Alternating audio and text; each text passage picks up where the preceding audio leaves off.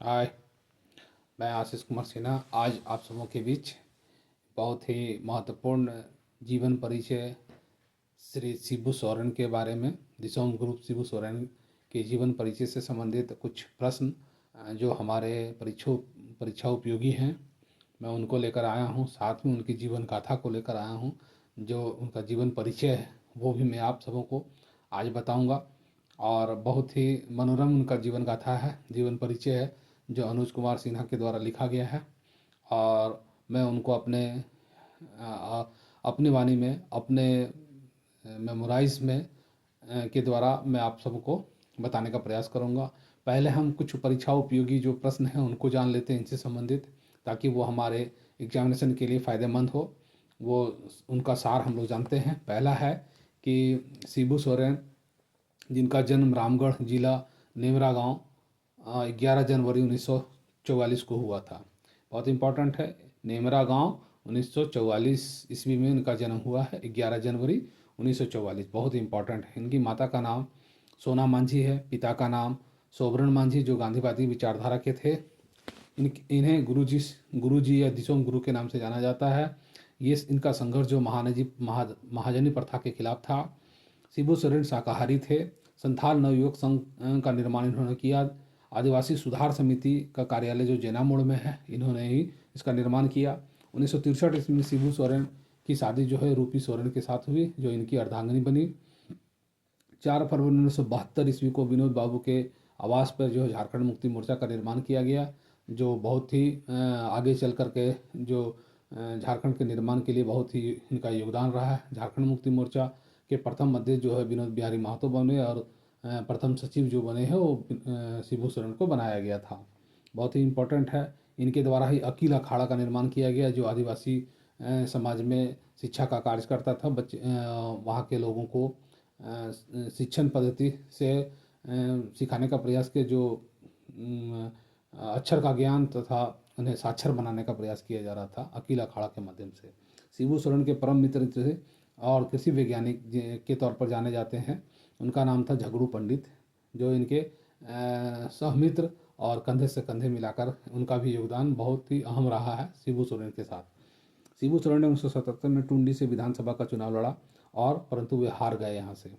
फिर 1978 ईस्वी में कर्पूरी ठाकुर की सरकार आने के कारण जो शिबू सोरेन को जेल जाना पड़ा, और जिसके एवज में है आदिवासी जो है रोड पर आ गए, और रोड पर उन्होंने संघर्ष किया और घेरा डालो डेरा डालो का नारा दिया।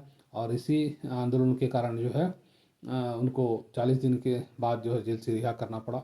ये सब उनके जीवन से संबंधित था। मैं कुछ अब उनकी जीवन परिचय से, उनके जीवन गाथा के बारे में आपको अच्छा सा बताने का प्रयास कर रहा हूँ।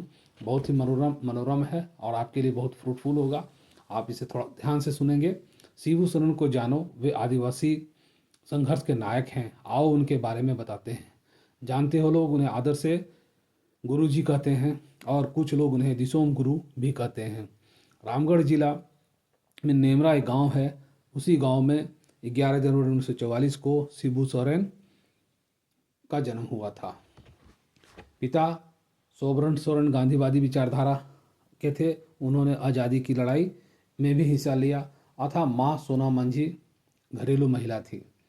गांव में चर्चाएं होती है, सुनती हो सोबरन के घर में पुत्र हुआ है।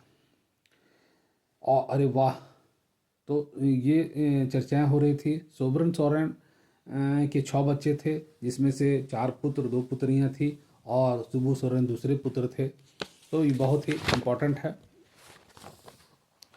उसके बाद हम लोग जानते हैं, कुछ बड़ा होने पर गांव के एक प्राइमरी स्कूल में शिबू सोरेन का नाम लिखा दिया गया।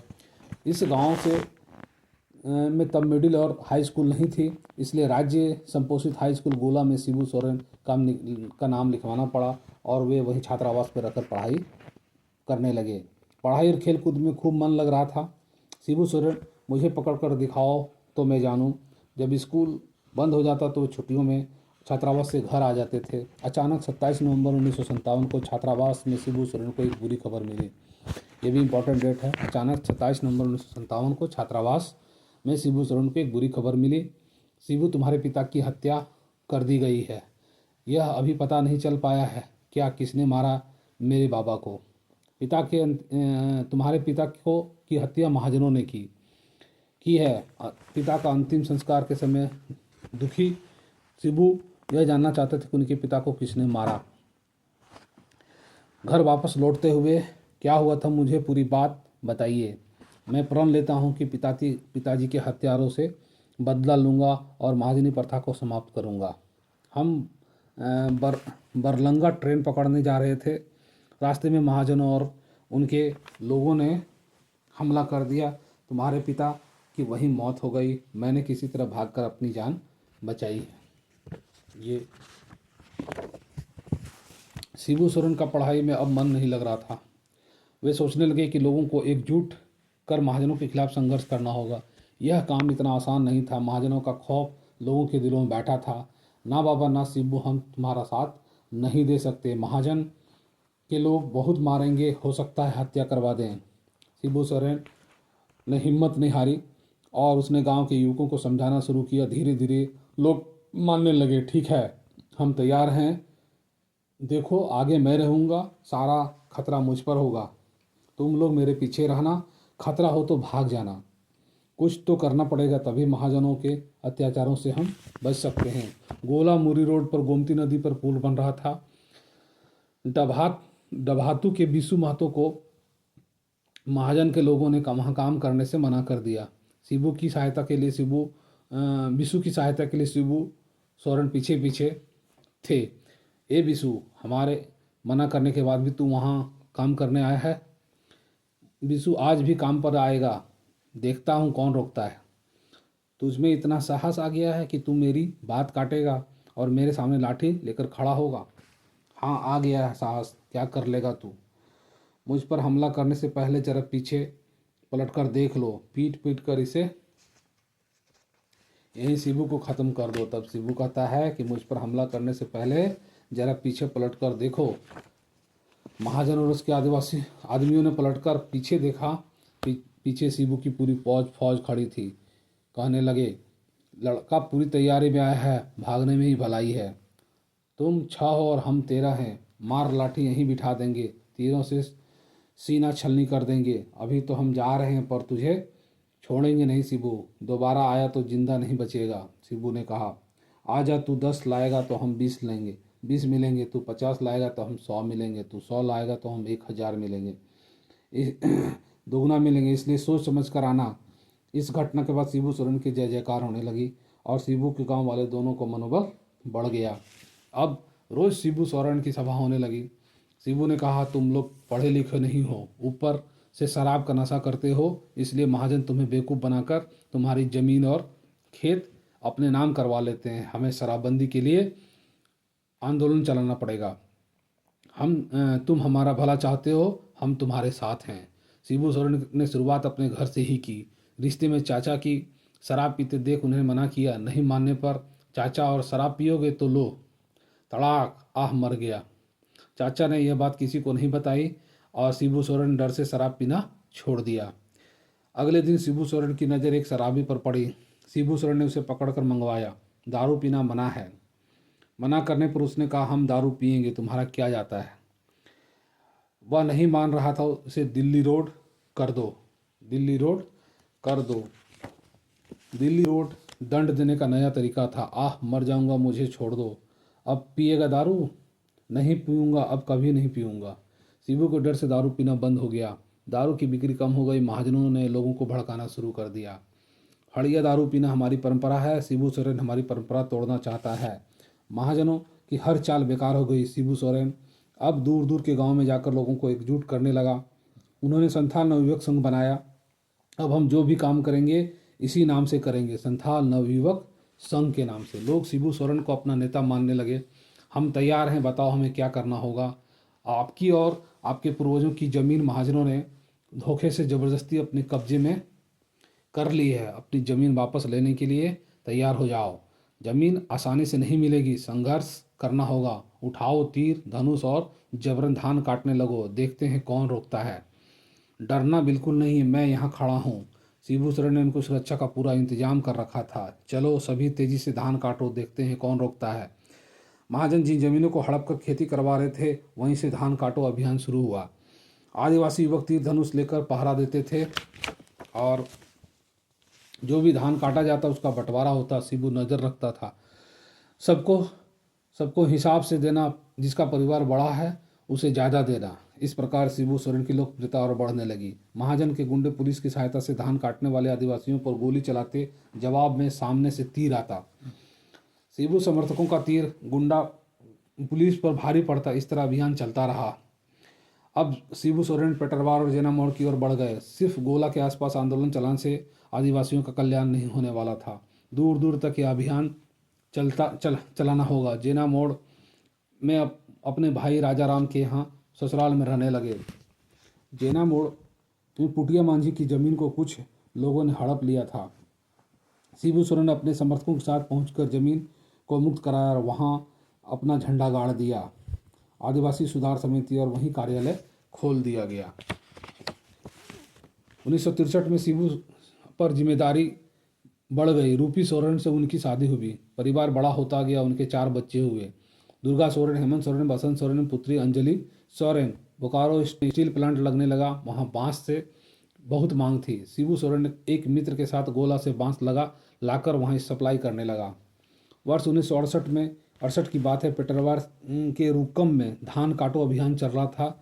शिबू सोरेन वहीं से लौट रहे थे। अचानक जमींदारों के गुंडे उन पर हमला कर दिया।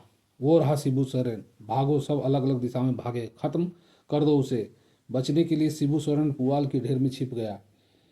बचकर निकल गया। अब चलो यहाँ से, अगर शिबू सोरेन के साथी आ गए तो हमारा बचना मुश्किल हो जाएगा।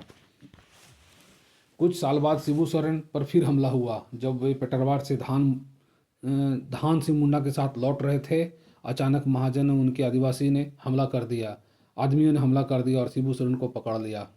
धान सिंह बचकर दूर जा खड़े हुए। अगर तुम लोगों ने शिबू सोरेन को मारा तो हम लोग किसी को जिंदा नहीं छोड़ेंगे। अतः भलाई इसी में है कि शिबू को छोड़ दो। यह सही कह रहा है। मजबूरन उन्हें शिबू सोरेन को छोड़ना पड़ा। शिबू सोरेन के आंदोलन का क्षेत्र बढ़ता जा रहा था। उन पर केसों की संख्या भी बढ़ती जा रही थी। एक केस की सुनवाई के दौरान मारपीट बंद करो नहीं तो बंद कर दूंगा। शिबू ने कड़ा जवाब दिया, जब तक महाजन शोषण बंद नहीं करेंगे हमारा कार्रवाई जारी रहेगा। आपको जो करना है करते रहिए। 2 लोग इन बातों को सुन रहे थे। वे थे विनोद बिहारी महतो और उनके सहयोगी SK साय। दोनों अधिवक्ता थे। विनोद बाबू शिबू सोरेन के जवाब से प्रभावित थे। इस आदिवासी युवक में बहुत दम है। आदमी काम का है, इस पर नज़र रखो। विनोद बाबू शिवाजी समाज नामक सामाजिक संगठन चलाते थे। और अचानक एक दिन विनोद बाबू जेना मोड़ आकर शिबू सोरेन से मिले। शिबू सोरेन ने, लोकसभा चुनाव लड़ने वाला हूँ। आदिवासियों पर तुम्हारी पकड़ बहुत है, मजबूत है। मुझे तुम्हारा साथ चाहिए। हम आगे भी एक दूसरे का साथ काम आ सकते हैं। विनोद बाबू ने धनबाद से लोकसभा का चुनाव लड़ा, पर वे चुनाव हार गए। विनोद बाबू और शिबू सोरेन फिर मिले। चुनाव में हार जीत तो लगी रहती है, पर तुमने मेरा पूरा साथ दिया है। मैं आपकी हार से बहुत दुखी हूँ। दोनों के बीच संबंध गहरा हो गया। शिबू सोरेन विनोद बाबू के घर पर ही रहने लगे। धनबाद के बाद शिबू सोरेन ने अपना ठिकाना टुंडी पारसनाथ के इलाकों में बनाया। पोखरिया में आश्रम, जिसे शिबू आश्रम नाम दिया गया। वह आश्रम उस क्षेत्र में आंदोलन का केंद्र बन गया। धनबाद में फैक्ट्री में कॉमरेड AK राय मजदूरों की मांगों के लेकर भूख हड़ताल पर बैठे थे। शिबू सोरेन ने भी उनका साथ दिया। भूख हड़ताल, मजदूरों की मांग पूरी करो। शिबू सोरेन भी धरना पर बैठ गए। 4 फरवरी 1972 को विनोद बाबू के आवास पर एक बैठक हुई, जिसमें शिबू सोरेन ने AK राय था कुछ अन्य लोग शामिल हुए। काफ़ी चर्चा के बाद एक नया संगठन बनाने पर उसका नाम झारखंड मुक्ति मोर्चा झामुमो रखने का फैसला लिया गया। सभी की सहमति से विनोद बाबू को अध्यक्ष और शिबू सोरेन को महासचिव बनाया गया। 4 फरवरी 1973 को झारखंड मुक्ति मोर्चा का पहला स्थापना दिवस था। शिबू सोरेन ने अपनी ताकत दिखाने का अवसर मिला। दूर दूर से हजारों की भीड़ सभा स्थल की ओर बढ़ रही थी। 1 लाख की भीड़ को शिबू सोरेन ने संबोधित किया। उनके समर्थक में जोरदार नारेबाजी हुई। हम लोग अलग झारखंड राज्य लेकर रहेंगे, आप लोग तैयार रहिए। अब झामुमो बन चुका है, इस संगठन को मजबूत बनाइए, अलग राज्य मिलेगा ही। यहीं से अलग राज्य का शुरुआत होता है। उधर महाजन भी चुप नहीं बैठे थे। महाजनों ने आदिवासियों की बातचीत के लिए मनियाडी बुलाया और उस पर हमला कर दिया। नहीं मानोगे हमारी बात, काटोगे हमारी खेतों से धान, गांव में महाजन तो 3-4 ही हैं, बाकी सब तो ठीक है, वे निर्दोष मारे जाएंगे। खून का बदला खून, हम बदला लेकर रहेंगे। आदिवासियों ने भागकर अपनी जान बचाई और डुगडुगी नगाड़े बजाकर हजार आदिवासियों को वहां जमा कर लिया। उन्होंने मनियाडी को घेर लिया। शिबू सोरेन तुरंत वहां पहुंच गए और मामला शांत करवाया। शिबू सोरेन की लोकप्रियता बढ़ती जा रही थी। उन्होंने पढ़ाई लिखाई और समाज सुधार का कार्यक्रम शुरू कर दिया। खुद भी पढ़ते थे, फिर अपने मित्र राजेंद्र तिवारी आदि को इस काम में लाया। बच्चों, इसे क्या कहते हैं, रात्रि पाठशाला खोली गई। उनका काम था बच्चों को घरों से निकालकर अकील अखाड़ा स्कूल तक लाना और उन्हें पढ़ाना। रात्रि पाठशाला खोली गई। जो लोग मर्द औरत बच्चे दिन में काम करते थे वो रात में आकर पढ़ सकते थे। लालटेन और तेल का इंतजाम शिबू सोरेन ही करते थे। जब समय मिलता शिबू सोरेन खुद भी लोगों को शिक्षा के प्रति जागरूक करते थे। शिबू सोरेन बताते थे कि शिक्षित व्यक्ति को आसानी से मूर्ख नहीं बनाया जा सकता, उसे जमीन आदि के कागज पर अंगूठे नहीं लगवाया जा सकता। शिक्षित व्यक्ति के बच्चे भी शिक्षित होंगे। लोग उन्हें गुरुजी कहने लगे। जिन लोगों के पास जमीन नहीं थी उनके लिए सामूहिक खेती की व्यवस्था करवाई। शिबू सोरेन गुरुजी ने लोगों को आर्थिक लाभ के लिए शिबू सोरेन गुरुजी ने कई और उपाय किए। मिट्टी से बर्तन आदि चीज़ों बनाने का प्रशिक्षण दिया जाने लगा। लोग खुश रहने लगे। इतना अच्छा काम हो रहा था, लोग बाहर से देखने आने लगे। अकील अखाड़ा पाठशाला भी प्रारंभ था। महाजनों से छीनी गई जमीन से धान काटने के बाद दूसरी फसल उगवाने का काम शुरू करवाया। शिबू सोरेन ने इस काम की जिम्मेदारी शिबू सोरेन की टीम के प्रमुख सदस्य झगड़ू पंडित पर थी। यहाँ पर गेहूं की फसल अच्छी होगी। वे कृषि विशेषज्ञ थे। कहाँ बांध बनाना है, कहाँ पर कौन सी फसल उगानी है, कितना खाद कीटनाशक डालना है, वही बताते थे। आंदोलन शिबू सोरेन गुरुजी ने झगड़ू पंडित को देख रेख में छोटी छोटी नदियों पर चेक डैम बनवाए। चेक डैम श्रमदान से बनाया जाता था। पानी की ऐसी व्यवस्था कराई थी जिससे खेतों में दो दो फसलें होने लगी थी। अनाज उत्पादन दोगुना होने लगा था। ये सारे कामकाज काम जन सहयोग से होते थे। आंदोलन भी तेज हो रहा था। पूरी टीम लगी थी। शारीरिक रूप से मजबूत बसंत शिबू सोरेन के लेफ्टिनेंट थे। बसंत क्रांति गीत लिखने में माहिर थे। वे गाते थे, जागो जागो रे मजदूर, जागो जागो रे किसान, झारखंड माता मांग रही है वीरों का बलिदान, जागो जागो रे मजदूर, जागो जागो रे किसान। इस गीत से महाजनों में खौफ पैदा हो गया था। गुरुजी का एक और अभियान बहुत सफल रहा था, वह था पशुपालन। हर घर में मुर्गी, गाय, भैंस, बकरी, सुअर आदि बांटे गए। यह लो, इन्हें पालो, अच्छी तरह से इनको देखभाल करो, अपना घर चलाओ। तभी वहाँ कुछ लोग पहुँच गए।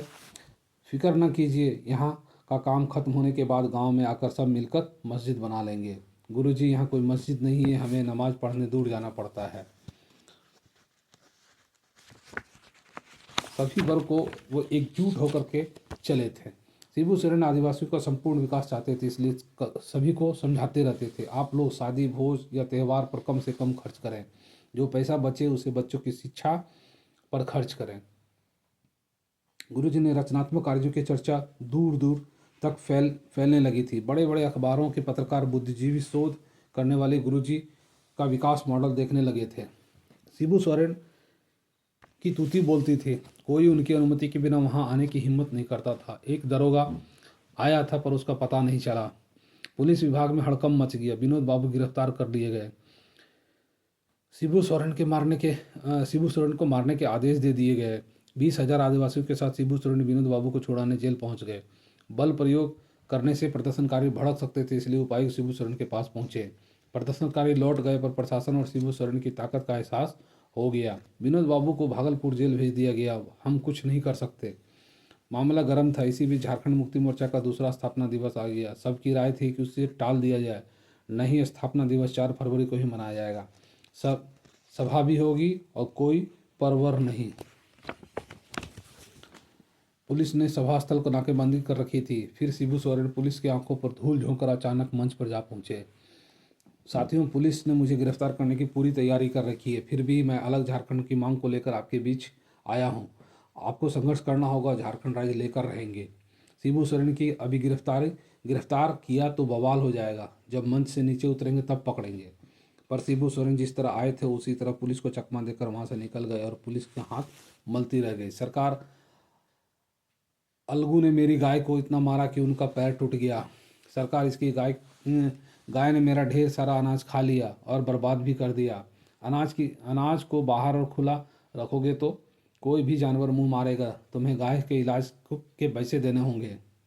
शिबू सोरेन ने पीठ टाँड टूंडी से लेकर रानीगंज तक के इलाके को मुक्त क्षेत्र घोषित कर दिया था।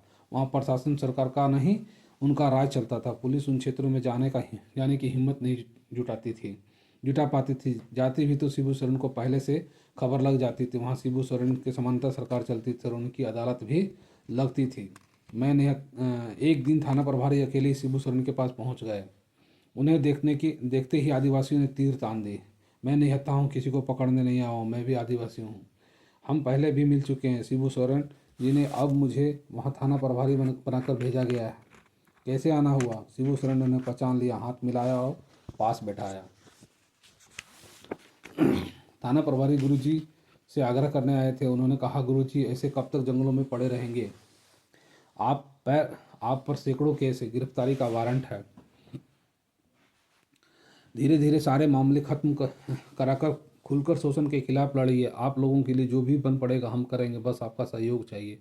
अगले रविवार को आइए, खाना और बातचीत होगी। अगले रविवार को थाना प्रभारी आ गए। उन्हें अफसरों ने आदेश दिया था कि शिबू सोरेन को मनाओ, पर नरमी बरतना। बेल देने का पावर है ना? अगर है तो ये लोग आदिवासी थाने जाएंगे, आप इन्हें बेल देते जाइएगा। ठीक है, बेल देंगे, आप कल से इन्हें भेजना शुरू कीजिए। और फिर अचानक एक दिन मैं KB सक्सेना धनबाद का नया DC हूँ, आपसे मिलने आया हूँ। मैं दरोगा बर्नाड साहब के बारे में सुन चुका हूँ, इसलिए आप यहाँ तक पहुँच भी पाए हैं। सक्सेना को शिबू सोरेन की गतिविधियों पर काबू पाने के लिए भेजा गया था, पर शिबू सोरेन को कामों को देख तो चकित रह गए। शिबू सोरेन और सक्सेना गले मिले। गुरुजी ने उन्हें सम्मान से बैठाया। दोनों ने पका हुआ कटहल और महुआ का लट्ठा खाया, फिर समझाया, शिबू सोरेन आप आदिवासी के मसीहा हैं, आप अच्छे काम कर रहे हैं, लेकिन आपका तरीका गलत है। जंगलों में छिपकर कब तक रहेंगे? किसी दिन गोली का शिकार हो सकते हैं। क्यों ना आप कानून के सामने समर्पण कर देते, आपके साथ न्याय होगा। कुछ दिनों बाद सक्सेना कुछ अन्य पुलिस अधिकारियों के पत्रकारों के साथ शिबू सोरेन से मिलने आए। शिबू सोरेन को उन सबके आने की जानकारी दे दी गई। सभा में सक्सेना ने भाषण दिया। वहाँ बड़ी सभा हुई। गुरुजी आपके मसीहा हैं, आपके लिए अच्छा काम कर रहे हैं, आगे भी करते रहेंगे। इसके लिए हम इन्हें मुख्य धारा में लाने की तैयारी कर रहे हैं। अफसरों के आने की खबर थी, पर शिबू सोरेन समर्थक चौकस थे। पूरे रास्ते सुरक्षा का तगड़ा इंतजाम था। शिबू सोरेन और सक्सेना की मुलाकात में से महाजन परेशान हो गए। महाजनों ने सक्सेना साहब का विरोध शुरू कर दिया। उनका तबादला हो गया, पर तबादले से पहले मुख्यमंत्री और प्रधानमंत्री को शिबू सोरेन ने उनके कामों की प्रशंसा का पत्र भेजे जा चुके थे। जामताड़ा के पास महाजनों ने शिबू सोरेन पर हमला कर दिया। झगड़ू पंडित उनके साथ थे। शिबू सोरेन तो किसी तरह भाग निकले, पर झगड़ू पंडित उनके हाथ लग गए। आदिवासियों को जब ये पता चला तो उनका खून खौल उठा। अगले दिन उन्होंने हमला कर दिया। KB सक्सेना के स्थान पर लक्ष्मण शुक्ला नए DC बनकर आए। सक्सेना साहब ने उन्हें पूरा मामला समझा दिया। एक दिन DC शुक्ला टुंडी थाना आए। उन्होंने गुरुजी को बुलाया और कहा कि आपको कुछ दिनों के लिए जेल जाना होगा। मैं भी गुरुजी के साथ जेल जाऊंगा, आप लोग परेशान ना हो। उन्हें कुछ दिनों के लिए जेल जाना पड़ेगा, फिर सब ठीक हो जाएगा। शिबू सोरेन मान गए। उन्हें DC साहब ने साथ लाया, फिर उन्हें जेल भेज दिया गया। झगड़ू पंडित जबरदस्ती शिबू सोरेन से चले गए। जेल में पूरी सुविधा थी, मेरे लिए शाकाहारी भोजन। एक दिन शिबू सोरेन जेल से बोकारो ले जाया गया। वहाँ उनकी मुलाकात मुख्यमंत्री डॉक्टर जगन्नाथ मिश्रा से हुई। शिबू सोरेन, आपके ऊपर से मामले हट रहे हैं, आप जल्द छूट जाएंगे। जाइए और अगले चुनाव में हमारी मदद कीजिए। आपको एक जीप, एक ट्रैक्टर, 100 लालटेन और एक अन्य सामान मेरी तरफ से दिया जाएगा। शिबू सोरेन के जेल में छूटने के बाद मुख्यमंत्री डॉक्टर जगन्नाथ मिश्रा ने उनकी मुलाकात प्रधानमंत्री इंदिरा गांधी से करवाई। जनसेवा करो, लोगों की मदद करो, लोगों के लिए काम करो, ये इंदिरा गांधी का कथन था। अब शिबू सोरेन खुलकर सभा कर रहे थे। 1976 में मुख्य धारा में लौटने के बाद शिबू सोरेन गुरुजी की पहली जनसभा हुई। आदिवासियों और हरिजनों का कल्याण मेरे सिवा कोई और नहीं कर सकता, अब तो सरकार भी इसमें हमारी मदद करेगी। शिबू सोरेन ने 1977 में टुंडी विधानसभा का चुनाव लड़ा, पर वे चुनाव हार गए। 1978 में कर्पूरी ठाकुर सरकार ने शिबू सोरेन को गुरुजी को गिरफ्तार कर लिया। विरोधी में आदिवासी सड़कों पर उतर पड़े और घेरा डालो डेरा डालो आंदोलन चला। 40 दिन बाद सरकार ने गुरुजी को रिहा करना पड़ा। 1980 में शिबू सोरेन ने दुमका से निर्दलीय चुनाव लड़े और जीत कर सांसद बने। 1984 में दुमका से ही इंदिरा जी की हत्या की सहानुभूति पर लहर में गुरुजी हार गए और रांची में झारखंड आंदोलन का सबसे बड़ा बौद्धिक कार्यक्रम हुआ, जिसमें गुरुजी ने अपनी बात रखी, मैं कोई बुद्धिजीवी नहीं हूँ, आप लोग विद्वान हैं, ऐसी नीति और कार्यक्रम तैयार करें झारखंड की जनता के लिए रहे, उनका विकास कर सके, उन्हें रास्ता दिखा सके। शिबू सोरेन ने निर्मल महतो के साथ मिलकर झारखंड आंदोलन को तेज किया और 1987 में निर्मल महतो की हत्या के बाद शिबू सोरेन झारखंड मुक्ति मोर्चा के अध्यक्ष बने। सभापति महोदय, आदिवासियों और हरिजनों की समस्या जैसे पहले थी वैसे भी आज है। कोई उनके कल्याण के लिए घोषणाएं भी हुई पर उन्हें कोई लाभ नहीं हुआ। हम लोग महाजनी शोषण के खिलाफ आंदोलन कर रहे हैं, हमारी संस्कृति बर्बाद हो रही है। हमारी मांग है कि अलग झारखंड राज्य बनाया जाए। मार्च 1992 में रांची मोरहाबादी मैदान में ऐतिहासिक रैली में गुरुजी ने जोरदार भाषण दिया और हमारे सब्र की सीमा टूट चुकी है, जरूरत पड़ी तो हम हथियार भी उठाएंगे। 22 मार्च से बंद और 3 अप्रैल तक आरती नाकेबंदी रहेगी। ना तो पतरातू थर्मल पावर प्लांट चलेगा, ना ही बोकारो इस्पात का चक्का घूमेगा। वन संपदा और खनिज संपदा बाहर जाने नहीं दी जाएगी। यह अंतिम लड़ाई है, झारखंड राज्य तो हम लेकर रहेंगे। सन 2000 का ऐतिहासिक दिन सपना पूरा हुआ। झारखंड विधेयक संसद में पारित हुआ और गुरुजी को फ़ोन पर संदेश, झारखंड वासियों को मुबारकबाद, किसी शांतिप्रिय व्यक्ति को बाहर नहीं निकाला जाएगा। शोषक अपराध माफिया सुधर जाएं वरना उन्हें झारखंड से खदेड़ दिया जाएगा। झारखंड भय मुक्त होगा। गुरुजी की उम्मीद थी कि झारखंड का पहला मुख्यमंत्री उन्हें बनाया जाएगा, पर जब उन्हें लगा कि ऐसा नहीं होगा तो उन्होंने रांची की मोरहाबादी में अक्टूबर 2000 में ऐतिहासिक रैली की और झारखंड में झारखंड की चलेगी।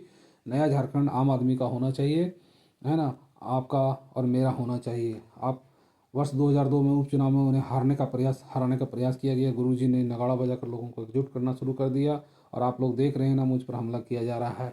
इस प्रकार शिबू सोरेन 2004 का चुनाव जीतकर गुरुजी मनमोहन सिंह की सरकार में कोयला मंत्री बने। इस बीच 30 साल पुराना चिरूडी का मामला सामने आया और गुरुजी इस्तीफा देना पड़ा। गुरुजी अखबारों में अपना भगोड़ा कहा जा रहा है। कई बार संसद में रहा, हजारों सभाएं कार्यक्रम किए, मैं भगोड़ा कैसे हो गया, अखबार में छाप दीजिएगा। इस प्रकार झारखंड राज्य बना 2000 में, लेकिन शिबू सोरेन 2 मार्च 2005 में पहली बार मुख्यमंत्री बने और झारखंड का सपना इन्होंने पूरा किया। ये थे शिबू सोरेन की गाथा और इनका जीवन परिचय। इन्होंने जो उपलब्धि हासिल की वो हम लोग के लिए सराहनीय है। धन्यवाद। आप सबसे अपेक्षा है कि आपको इस तरह से टॉपिक से परिचय मैं करवाता हूँ और इसके लिए मैं केवल आपसे यही आग्रह करूँगा कि मेरे चैनल को सब्सक्राइब, लाइक, शेयर ज़रूर कर दें, जिससे हमें बल मिलता है और मैं इस तरह से और भी नए नए टॉपिक्स लेकर आप सबों के बीच आऊँगा। धन्यवाद।